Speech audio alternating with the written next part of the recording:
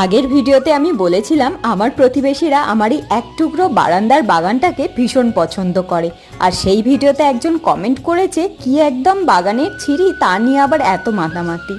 দেখলাম তো বাগানে একটাও ভালো টব নেই, সব যা পাও তাতেই গাছ বসিয়ে দাও, যত বাতিল জিনিসপত্র আছে ঘরের তাতেই দেখছি গাছ বসিয়ে দাও।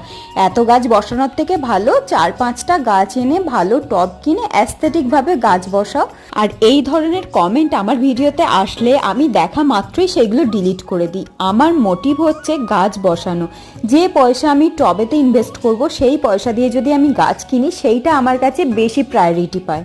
আর বাড়ির বাতিল জিনিসপত্র যদি আমি সেটা পুনরায় ব্যবহার করি সেটা তো রিসাইকেল হয়ে গেল। আমার মনে হয় না এটার মধ্যে খারাপ কিছু রয়েছে। আমি আগেও বলেছি, আবারও বলছি, আমার উদ্দেশ্য গাছ বসানো, কিসে বসালাম সেটা নয়। আর যারা নেগেটিভ খারাপ কমেন্ট করবে তারা করতে থাকো, তাতে আমার কিচ্ছু যায় আসে না।